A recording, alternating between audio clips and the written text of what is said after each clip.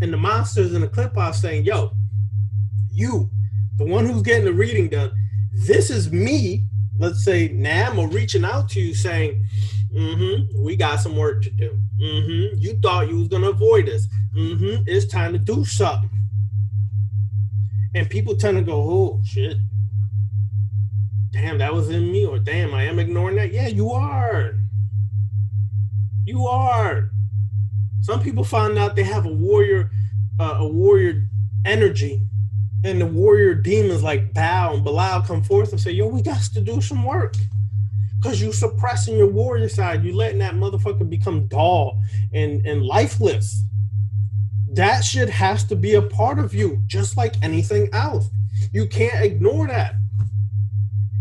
So the Clippathic reading will pinpoint exactly these things by telling you which shell you need to focus on, meaning which gateway you need to focus on, because the work within that gateway is where you have blocked energy.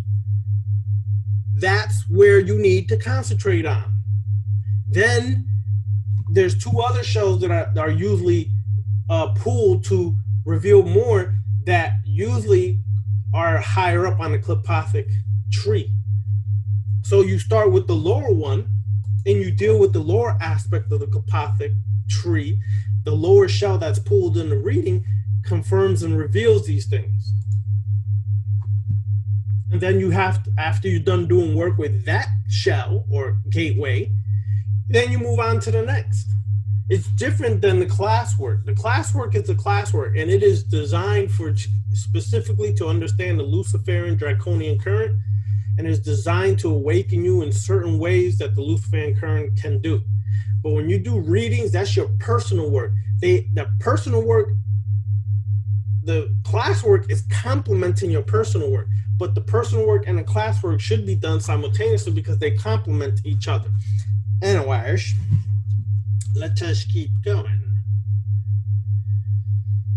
The left-hand path magic, which works with the forces of the Nightside, has a rather dubious reputation, as it includes things that magicians and initiates of other paths of spiritual development would never work with, ever in their life. There are so many people that would never work with the things we work with on the left-hand path. Now, I'm going to share a little insight for y'all. Temple I work with, okay? You think doing the work we're doing in these classes are very profound. Indeed, they are. But a lot of those were inspired. I got inspired to do a lot of those, create those rituals from the work I do in my temple, okay? When you go into the temple and you start doing the inner work, that shit is nothing like the stuff that's on the outer side. I'll just share a little example. The first initiation and ritual I did in the inner mysteries is sex. Everything that I dealt with, the first few rituals, everything related to sex. And you start to ask yourself, well, God damn, is everything about sex? Yeah, it is actually. It's not so much the act itself, it's the energy behind it. It's opening and unleashing the coiled serpent so the dragon can rise. But it reveals so much shit about you when you do these rituals that you're like, whoa, this sex magic you do in the inner mysteries is nothing like it's out, that is out here right now. Nothing that is out here. I'm talking about, I've read books upon books about sex magic, learned from people who did tantra, all kinds of shit. Not even close to the shit you do in the inner mysteries. Because the inner mysteries are designed to really bust you right in the gut and open you more than some of the things that are found in the outer mysteries. Though the outer mysteries work, and they do create results and change and things of that nature, nothing like going inside. So if you think the rituals you're doing now are something, it only gets more intense. It only gets deeper and darker than the shit you're doing now. It gets really deep and dark. All right, anyways.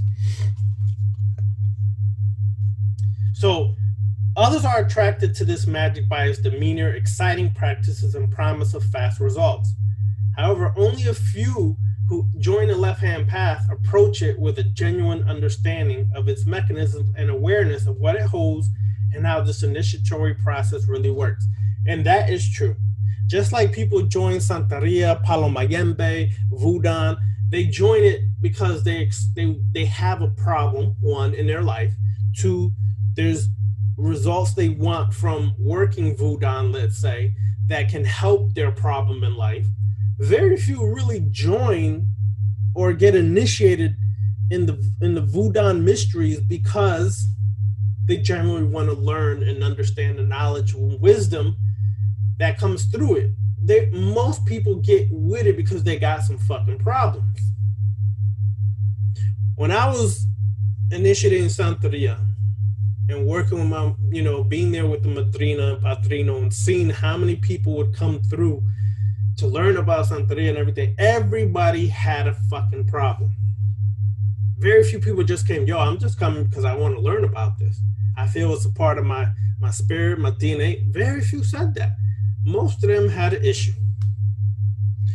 Very much the same happens on the left-hand path. People join the left-hand path because they have a rebellious nature.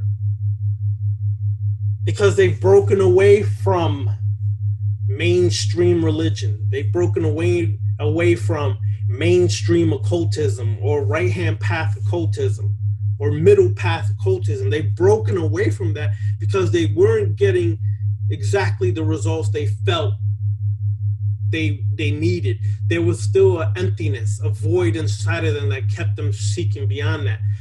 So many people come to left-hand path also with problems, and they're hoping this path can solve the problems for them.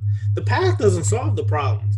You solve the problems that you have through the initiatory work that you're using and being given. That's how it works, but the work has to be done completely by you. So a lot of people come in here just curious. They're just curious overall. They just want to know.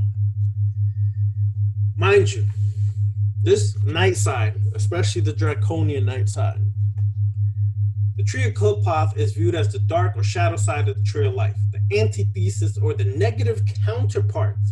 In fact, it is much more complicated.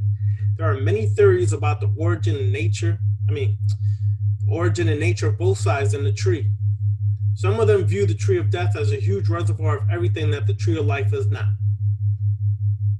However, that's not the case. On the other hand, many magicians have worked successfully with the dark tree, surpassing the level of magic development that they would normally achieve through any other initiatory map or progressing extremely fast in their personal ascent. The realm of the Clippathic enjoys a bad reputation and is viewed as the kingdom of Satan, the adversary identified with Lucifer Samael, who rules over hordes of fiends and demons with his impure consort Lilith, the queen of the night. I love everything that just said. It just sounds juicy. Anyways, the Nightside is not a distant realm existing on either planes and consisting of mysterious worlds and other dimensions. The Nightside is here now. It is the ugly and the cruel side of reality. The ugly and the cruel side of reality. And I'm going to give you an example of what I mean. Here's what a person who walks the Nightside would say. I've seen many people who've taken classes with me, with Beniti, who get caught up on this racism stuff and this protesting and all these things that are happening. They get totally caught up, which means they still don't understand what they're really working or walking on this path, right? But a person on the Nightside would look at racism and say, we see it for what it is. Racism is a challenge to rise above human morality, to rise above the slave mind and condition. Instead of fighting up against it, you use it. Meaning, no, you don't use it in a racist way. You use the racism people may channel towards you and you fucking devour that shit off of their ass. You say thank you for being racist. I'm gonna fucking destroy you now, but I'm doing this from the night side. I'm gonna devour and destroy you, take all your energy, leave you like a zombie, and get the fuck out my face. That's the night side.